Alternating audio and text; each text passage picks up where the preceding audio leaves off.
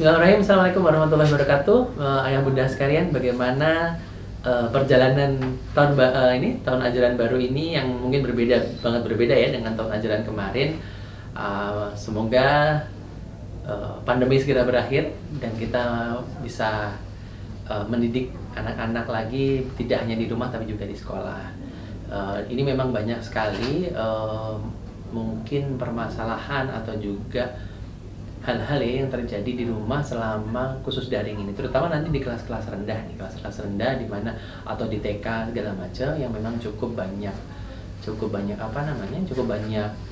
kendala mungkin atau hambatan-hambatan yang terjadi. Jadi hari ini kita diskusi saja terkait dengan itu. Mungkin kemarin teman-teman sudah ada banyak pertanyaan yang disampaikan, kita akan bahas sedikit-sedikit, dan nanti juga kalau memang ada pertanyaan-pertanyaan lain, teman-teman bisa ini saja ya, ayah bunda atau misalkan teman-teman relawan yang memang concern di pendidikan bisa masukkan pertanyaannya via media sosial juga atau via email lah. Gitu aja teman-teman. Terima kasih.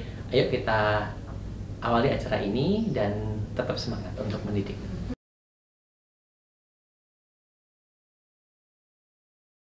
Oke, jadi ini kan masalah pembelajaran daring ya. Orang tua sebenarnya yang paling penting ya, mungkin seperti saya bahas di kesempatan yang lalu, bahwa hal ini tuh hal yang tidak mungkin tidak dipilih. Bahwa ini adalah pilihan terbaik ketika kita mau nggak mau dalam kondisi ini, apalagi sekarang ya banyak sekali case-case baru terkait dengan COVID ini. Jadi mau nggak mau ini harus kita pilih sebagai metode terbaik bahwa anak-anak harus tetap mendapatkan pendidikan. Anak-anak punya hak bermain betul, tapi anak-anak lebih utama mendapatkan hak kesehatan dia lebih utama. Ini yang pertama, bahwa kemudian yang kedua bahwa terkait dengan yang sering terjadi terkait dengan ini ya, sumber. Kita hari ini sebenarnya harus berterima kasih pada Google karena sekarang sumber pembelajaran itu banyak, mau di Google atau mau di aplikasi, mau di mana banyak. Jadi hari ini sebenarnya orang tua cukup terbantu dengan banyaknya sumber-sumber pembelajaran, dan ini harus dimanfaatkan.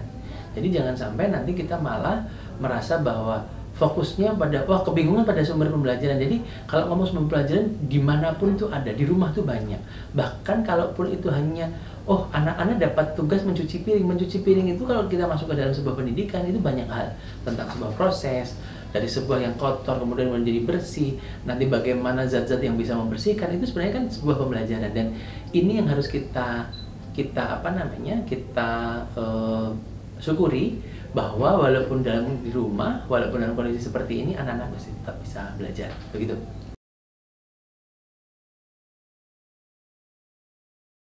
Iya, jadi begini, sebenarnya kalau kita mau bicara tidak perlu dibenturkan antara daring dan pekerjaan. Karena ini sesuatu yang, maksud saya begini, orang tua bekerja itu sesuatu yang diwajib juga kan, bagaimanapun itu kewajiban bagi orang tua untuk menantinya dia bekerja, mencari nafkah untuk anak-anak dan keluarganya, pastinya seperti itu. Di sisi lain, daring mau nggak mau menjadi pilihan ketika tidak mungkin pembelajarannya menjadi pembelajaran yang tatap muka. Nah, akhirnya apa? Akhirnya sebenarnya yang paling penting adalah rule of the game-nya ada nih.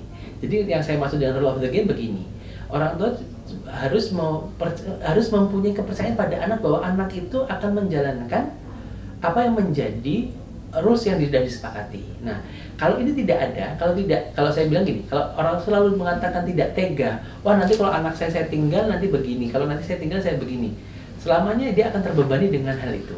Jadi yang pertama adalah tega, saya bilang. Tega dalam artian dengan dia harus mau dan mau melepaskan atau mau untuk menjalankan komitmen yang sudah dibuat. Anak-anak kalian belajar, ayah akan bekerja. Nah, ketika belajar nanti kamu di rumah kamu punya agenda sekian. Oke, jalankan saja. Kalaupun namanya ternyata cuma 50% tercapai, ya inilah bagian dari evaluasi, dan ini yang harus dibuat seperti itu.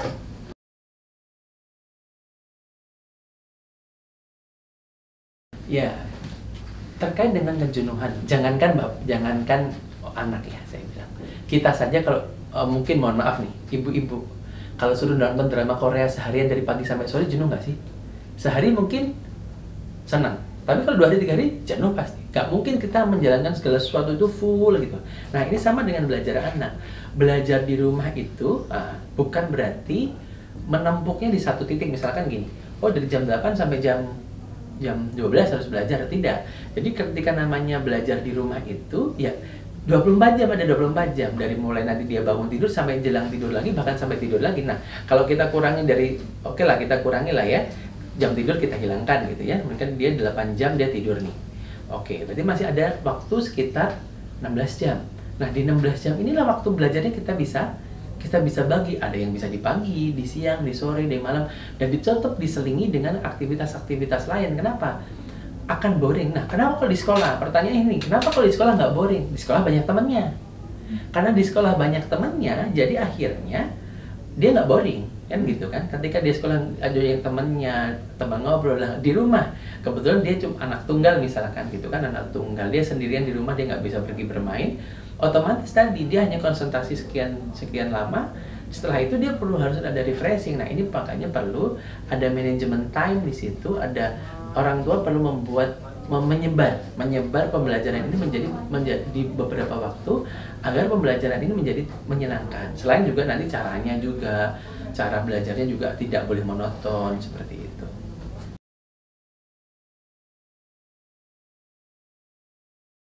Ya, ini mood orang tua. Nih bicara mood orang tua marah ini. Kenapa sih akhirnya pertanyaannya? Kenapa orang tua marah kan gitu? Orang tua marah seringkali karena salah satunya adalah karena dia punya ekspektasi yang tinggi. Kita harus pahami bahwa anak itu berbeda dengan kita. Anak saya yang masih usia 10 tahun berbeda dengan saya yang sudah usia sekarang hampir 40 tahun. Nah, kita harus memahami dulu nih, dan kita harus mau menempatkan ini dulu. Ketika kita, kenapa orang tua sering marah, saya bilang, ini dia capek. Dia capek dari kantor, dia sudah punya ekspektasi bahwa nanti di rumah sudah rapi. Ternyata nyampe rumah anaknya belum mandi. Bahkan masih main-main, apalagi ketika hujan, anaknya main-main hujan, seperti itu. Wah, itu kan langsung, wah begini-begitu. Nah, kita harus menurunkan nih. Dulu misalkan gitu, saya di usia segitu pun pasti akan terjadi seperti itu. Tinggal sekarang bagaimana kita membuat tadi saya bilang kembali ke rule of the game tadi. Ketika rule of the game tadi, tapi ingat rule of the game ini versi anak-anak ya, bukan rule of the game versi orang tua. Kalau versi orang tua pasti bisa sama. Kita pun di kantor kerja kan bukan berarti dari pagi sampai sore itu kita akan terus di depan, ini kan tidak, pasti ada waktu jedanya segala macam. Nah, rule of the game-nya pun dibuat dan disesuaikan dengan anak-anak, dan sebagai orang tua mau tidak mau kita harus mau menurunkan ego. Kenapa? Pendidikan yang akan berjalan dengan baik bukan karena anak-anak tertekan, tetapi karena anak-anak suka. Nah, bagaimana hari ini orang tua menciptakan rasa suka, rasa cinta kepada anak untuk dia belajar. Jangan karena apa? Jangan sampai ketika anak ini belajar dalam kondisi tertekan, di saat itu bagus, tapi besoknya ketika dia ditinggal, dia akan seperti meledak gitu ya. Karena apa? Dia ditekan lama, karena dia merasa ada supervisornya yang ngawasin terus dia akan, dalam tanda kutip apa ya? Dia akan nurut-nurut saja. Tetapi ketika sudah nggak ada, wah dia akan berulah. Kenapa? Karena tadi teorinya seperti teori tekanan, kayak jungkat-jungkit gitu ya. Jungkat-jungkit itu dia akan selalu cari titik keseimbangan. Ketika dia tekan sini, nah dia akan lagi ke sini. Akan seperti itu terus. Nah, bagaimana sekarang kita balik, bagaimana anak-anak ini senang belajar. Nah, pertanyaan mungkin muncul begini, bagaimana cara anak-anak senang belajar? Nah, agar anak-anak senang belajar, yang harus dijarkan adalah anak-anak harus tahu tujuan belajarnya apa. Sama dengan begini, kalau kita misalkan dikasih tiket pesawat, mau nggak dikasih tiket pesawat, tapi kita nggak dikasih tahu tujuan kita kemana, pasti akan, gue mau kemana nih, naik pesawat gue ke mana, pasti nggak nyaman. Berbeda ketika kita tahu, oh kamu ada tiket ke Lombok, nah pasti ini akan menjadi nyaman nih, menjadi sesuatu yang menarik nih, menyenangkan nih. Lah ini sebenarnya nih, bagaimana nanti orang tua bisa menjelaskan kepada anak tujuannya. Dek, kenapa sih kamu belajar bahasa Indonesia misalkan? Dek, kenapa sih kamu belajar IPA? Dek, kenapa sih kamu belajar matematika? Otomatis pastinya sesuai dengan umurnya ya. Kalau anak usia 10 tahun pasti berbeda dengan jelasinnya dengan anak usia 15 tahun. Nah, ini kita harus belajar menyampaikan sesuatu sesuai dengan usianya. Seperti itu.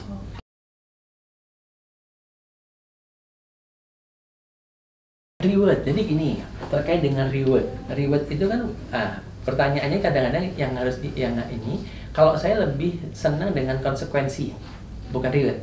Karena reward itu akan sangat subjektif. Kamu akan saya kasih reward ketika kamu mau menjalankan apa yang saya perintahkan. Dalam arti ini subjektif banget. Kalau kamu diem, kamu akan dapat sesuatu, misalkan seperti itu. Padahal secara perkembangan namanya anak-anak itu memang pastinya dia akan sangat aktif. Nah, sebenarnya yang lebih diinikan adalah konsekuensi saja. Maksudnya begini, ya di tempat yang waktunya kamu aktivitas ini ya nggak apa-apa, tapi jangan sampai akhirnya ketika ini boleh, kamu boleh bercanda misalkan, tetapi ketika waktu taruhlah waktu sholat misalkan, kamu nggak boleh bercanda. Nah ini kan juga harus ada ininya, jadi jangan sampai kita akhirnya kalau kamu sholatnya bagus nanti kamu kasih reward ya nggak harus, karena memang itu memang nggak boleh gitu loh, nggak boleh bercanda. Tetapi ada waktu-waktu tertentu. Nah ini makanya sebelumnya saya lebih senang dengan namanya konsekuensi dibanding dengan reward. Jadi lebih konsekuensinya seperti itu.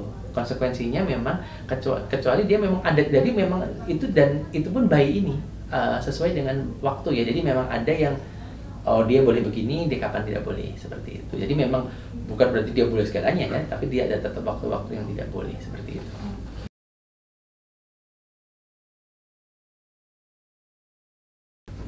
Menciptakan suasana yang terbaik itu lebih pada bagaimana tadi mood ya. Ini harus kan gini, orang tua harus jaga mood, anak harus jaga mood.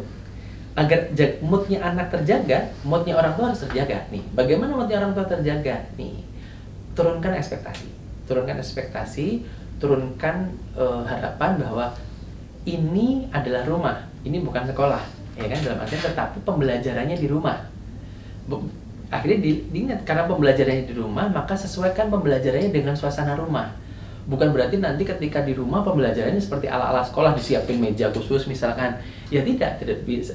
Karena pembelajarannya di rumah, ini tetap dibuat suasananya seperti di rumah. Jadi suasana ini penting. Nah kemudian tadi mood, jaga mood itu salah satunya. Kalau orang tua kalau memang dari pagi nggak mood, saya bilang selesaikan dulu. Kalau ada masalah selesaikan dulu, pastikan beres, baru nanti mendampingi anak. Jangan sampai ketika mendampingi anak, ketika dia sedang ada masalah, seperti itu.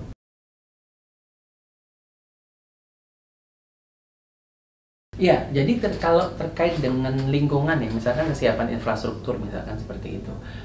Misalkan dia nggak ada kamar pribadi, segala macam. Kalau saya malah ini begini, anak-anak harus berlatih belajar dalam keterbatasan, karena memang ini malah nanti membuat dia kreatif. Jadi jangan sampai akhirnya semua hal juga dipenuhi. Misalkan, akhirnya semua hal dipenuhi agar dia bisa belajar. Enggak. Kenapa? Ketika dia ada sesuatu yang tidak ada misalkan, bagaimana menciptakan ini jadi ada. Nah, misalkan nih, gampang kata misalkan pulpen. Ini kan saya contohkan, misalkan kadang-kadang pulpen adanya cuma isinya doang nih, tinggal isinya, padahal ayahnya belum pulang, tinggal isinya saja. Nah, ketika kita akan sibuk, pulpennya tinggal isinya saja, untuk belajar nggak bisa dong? Bisa. Misalkan bagaimana anak-anak ayo kita cari kertas misalkan, ini dibuat jadi pulpen. Jadi sebenarnya ini bukan suatu hambatan ketika kita ngomong terkait dengan fasilitas. Jadi fasilitas itu sebenarnya bukan mengadakan yang tidak ada, tapi bagaimana kita memaksimalkan apa yang sudah ada dan itu menjadi bahan ajar. Nah, ini yang perlu kita tanamkan dalam diri kita.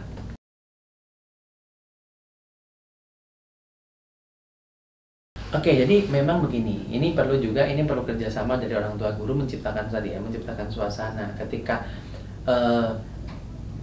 orang tua ketika memang mendampingi anak, bersikaplah sebagai teman ya, bukan sebagai polisi yang misalkan seperti nggak boleh ini seperti anak, bukan itu.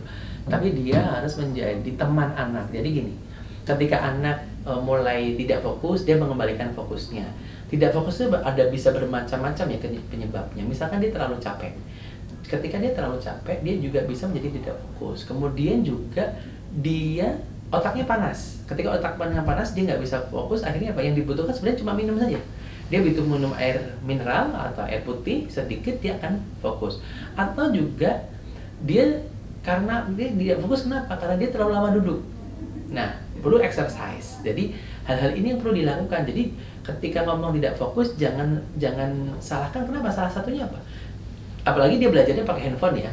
Handphone kan layarnya kecil tuh. Untuk melihat layar kecil itu perlu fokusnya luar biasa. Di sisi lain juga tolong guru atraktif juga. Kadang-kadang gurunya juga sambil nggak ada atraktifnya. Nah ini juga kan gini, kenapa anak suka game misalkan? Karena game itu selalu berubah, selalu bergerak. Jadi anak itu akhirnya walaupun badannya nggak gerak, tapi matanya selalu bergerak. Kenapa? Karena dia si game itu selalu bergerak. Nah, jangan sampai tidak fokus juga karena penyebabnya gurunya cuma diem aja, terus tayangannya juga cuma mungkin presentasi yang hanya diem saja, yang membuat anak juga, jangankan anak ya, saya pun pasti kalau mendengar itu pasti bosan begitu. Nah, ini juga jadi faktor dari si penyampainya harus dibenerin, si anaknya juga niat untuk belajarnya dikuatkan, pendampingnya juga jangan seperti polisi yang juga tukang semprit misalkan seperti itu.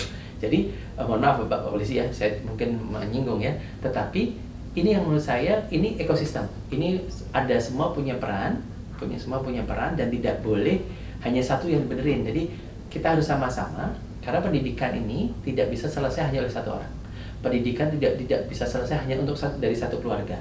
Karena pendidikan itu membutuhkan ekosistem yang banyak. Kalau salah seorang tokoh mengatakan mendidik satu anak itu perlu orang satu kampung. Jadi tidak bisa ini dibebankan pada satu orang, tidak bisa dibebankan pada satu lembaga, tapi memang ayo ini adalah bersama.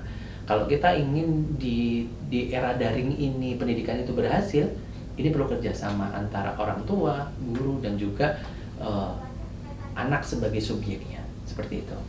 Oke, terima kasih teman-teman semuanya. Hari ini mungkin nggak banyak yang saya sampaikan, tapi semoga ini membuat teman-teman ada mungkin merasa bisa terjawab apa-apa yang menjadi kegundahannya, dan nanti bisa juga kalau sampai sampaikan di awal tadi, ketika ada pertanyaan-pertanyaan sekitar terkait pendidikan atau pendidikan sekolah atau terkait dengan parenting, silahkan saja nanti bisa bisa ditanyakan di DM di media sosial MRI, atau juga nanti bisa juga di komen segala macam bisa. Nanti kita akan ada video berkala dan kita akan sharing terkait dengan pendidikan. Terima kasih. Semoga kita bisa mendidik anak-anak kita dengan baik dan kita juga mendapatkan pelajaran banyak hal dari era pandemi ini. Assalamualaikum warahmatullahi wabarakatuh.